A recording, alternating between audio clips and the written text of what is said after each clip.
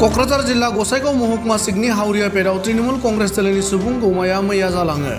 बे हाबाफारियाव आसाम प्रदेश तृणमूल कांग्रेस दलनि आफादगिरि रिपुन बराया बाहागो लानानै खौरांगिरिफोरनि सिगाङाव आसामाव तृणमूल कांग्रेस दोलोआ जोबोर खम समनि गेजेरावनो रायजोफोरनि अनसायनाय मोननो हादों होनना बुङो।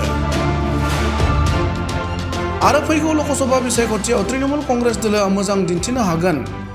आसामाव बिजेपि दोलोआ जोबोर लोरबां जाबाय। गोदान गोजामनि दावरावजोंनो गोजोन गैयै थासारि जादों बिजेपि दोलोआ।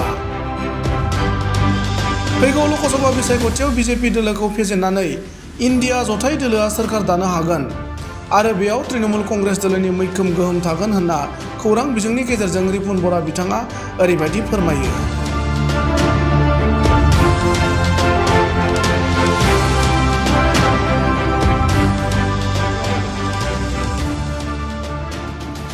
এইটোতো আপোনালোকে জানেই আমাৰ তৃণমূলটো হৈছে অসমত এটা নতুন দল। মোটামুটি 1 বছৰ 4 মাহ হৈছে এই দলটো আমি অসমত আৰম্ভ কৰা। আগতে আছিল যদিও খুব কম পৰিমাণে আছিলে। সেইকাৰণে আমি সেইদিন ধৰি সমগ্ৰ অসমত গাঁৱে ভূঞে প্ৰত্যেক ঘৰ পৰিবাৰত আমি তৃণমূল কংগ্ৰেছ লৈ যাব বিচাৰিছোঁ আৰু তাৰ কাৰণে আমাৰ বিভিন্ন কাৰ্যসূচী লোৱা হৈছে আৰু তাৰ এটা কাৰ্যসূচী হৈছে এনেকুৱা সভা সমিতি। আমাৰ বিভিন্ন জিলাত আপোনালোকে দেখিছে সভা সমিতি হৈ আছে, বিভিন্ন আন্দোলন কাৰ্যসূচী হৈ আছে আৰু তাৰ এটা অংশ হিচাপে আজি কোকৰাঝাৰ জিলাৰ এই গোসাইগাঁৱত আমি এইটো জনসমাৱেশ পাতিছোঁ। সিদিনাও আমাৰ এটা চিৰাঙত হৈ গৈছে, আকৌ আমাৰ সোমবাৰে আছে ধুবুৰীত। এনেকুৱাকৈ আমাৰ মূল কথা যে আমাৰ তৃণমূল কংগ্ৰেছ শক্তিশালী কৰা আৰু আগন্তুক যি লোকসভা নিৰ্বাচন আহি আছে এই লোকসভা নিৰ্বাচনৰ কাৰণে ৰাইজক জাগ্ৰত কৰা, ৰাইজক সংগঠিত কৰা আৰু বিজেপিক উৎখাত কৰিবৰ কাৰণে ৰাইজক যাতে আমি একগোট কৰিব পাৰোঁ তাৰ কাৰণে আমি এই জনসভাবিলাক আয়োজন কৰিছোঁ। নাই তেনেকুৱা আমাৰ কথা নাই, কাৰণ এতিয়া আপোনালোকে জানে যে বিজেপিক উৎখাত কৰিবৰ কাৰণে গোটেই ভাৰতবৰ্ষত 26টা দল লগ লাগি ইণ্ডিয়া হৈছে আৰু এই ইণ্ডিয়া গঠন কৰাত আমাৰ তৃণমূলৰ নেত্ৰী মমতা বেনাৰ্জীয়ে আটাইতকৈ সক্ৰিয় ভূমিকা লৈছে। গতিকে সেইকাৰণে আমি অসমত অসম তৃণমূল হিচাপে আমি 5টা লোকসভা সমষ্টিত আমি শক্তিশালী। আমি এই 5টা সমষ্টিত আমি বিজেপিক প্ৰতিহত কৰিব পাৰিম বা বিজেপিৰ লগত ভাল যুঁজ দিব পাৰিম।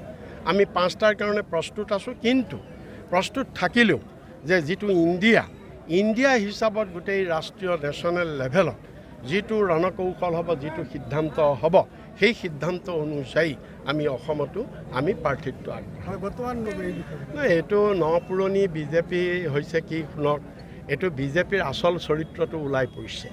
মই ভাৰতৰ বিজেপি নকওঁ, আমাৰ যদি অসমৰ বিজেপি চাই তে অসমৰ যিটো বিজেপি এইটো হৈছে কমপ্লিটলি যেনেকৈ আমাৰ গাঁৱলীয়া ভাষাত কয় চালানী মাছ, চালানী মুৰ্গী, যিটো ব্ৰইলাৰ চিকেন, যিটো চালানী, অসমতো বিজেপিটো চালানী বুলি ক'ব লাগিব। কাৰণ অসমত বিজেপিটো গোটেইবিলাক বাহিৰৰ পৰা, সৰ্বানন্দ সোণোৱাল তেওঁ AGPৰ পৰা গৈ বিজেপি হৈ বিজেপিৰ চিফ মিনিষ্টাৰ হ'ল, হিমন্ত বিশ্ব শৰ্মা আৰু তেওঁৰ লগত তেওঁৰ যিমানবিলাক সাংগু পাংগু আছে বাকী মন্ত্ৰীবিলাকৰ মই নাম নকওঁ, চবটো কংগ্ৰেছ আছিলে। কংগ্ৰেছৰ পৰা গৈ বিজেপি হৈ আজি বিজেপি। গতিকে অৰিজিনেল বিজেপি ক'ত? যিটো লোকেল মাছ বুলি আমাৰ 2-এটা আছিলে, এইটো একেবাৰে এই নতুনবিলাকে চালানীবিলাকে অৰিজিনেলটো একদম শেষ কৰি দিলে। গতিকে আজি সেইকাৰণে এতিয়া বিজেপিত এইটোৱে যুদ্ধ চলিছে। আপুনি যিটো কৈছে পুৰণি, এইটোৱেই যে যিবিলাক অৰিজিনেল, যোনে বিজেপি গছ ৰুইছিলে, যোনে পদুম ফুলৰ শিপা অসমত ৰুইছিল, সেইবিলাক আজিকালি পূৰা নাপাত্তা হৈ গ'ল। চিণ্ডিকেটৰ টকাৰে যিবিলাক আজি ধনী হৈছে সেইবিলাকে গোটেই বিজেপি আজি গ্ৰাস কৰি পেলাইছে। নাই, আমি এইটো প্ৰাৰ্থিত্ব আমি এতিয়া কেইটাত দিম সেইটো আমি আজি সিদ্ধান্ত কৰিব পৰা নাই, কাৰণ সেইটো গোটেই ইণ্ডিয়া ভিত্তিত সিদ্ধান্ত হ'ব, যিটো আমাৰ বিৰোধী জোঁট হৈছে। কিন্তু আমি প্ৰস্তুতি চলাই আছোঁ 5টাৰ কাৰণে। ডেফিনেটলি পাৰিব, একদম চিম্পল কথা। আপুনি 2019লৈ ঘূৰি যাওক। 2019ত বিজেপিয়ে গোটেই ভাৰতবৰ্ষত ইমান সংখ্যাগৰিষ্ঠতা পাইছিল, কিন্তু ভোট কিমান পাইছিল? ভোট শ্বেয়াৰ আছিলে মাত্ৰ 40%। 60% মানুহে বিজেপিক ভোট দিয়া নাছিলে। গতিকে আজি ইণ্ডিয়া হৈ যোৱাৰ পিছত 60% ভোট একেলগ হৈ যাব।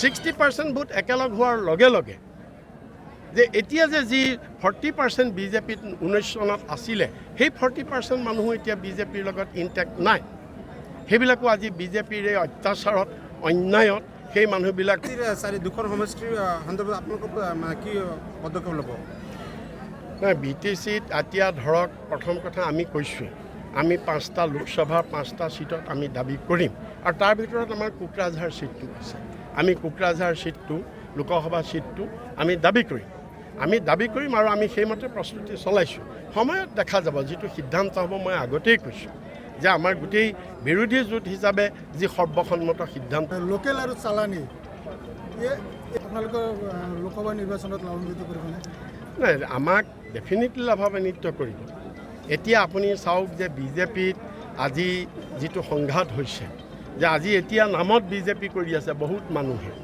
নামত দেখুৱাই বিজেপি কৰি আছে ভয় দেখুৱাই আছে পুলিচৰ ভয় কিবা কিবি আঁচনি পাব এইবিলাক কাৰণে কৰি আছে সবেই কিন্তু সবেই আমাক কৈ আছে যে আমি এতিয়া মনে মনে থাকিম যেতিয়াই ইলেকশ্যন আহি যাব আমি এইফালে সব গুচি আহিম এতিয়া যদি আমি আহোঁ আমাক বিভিন্ন ধৰণৰ বাতৰি প্ৰকাশ পাইছে জীৱন ডেকা গ্ৰেপ্তাৰ হৈছে এই ক্ষেত্ৰত আপুনি কি কয়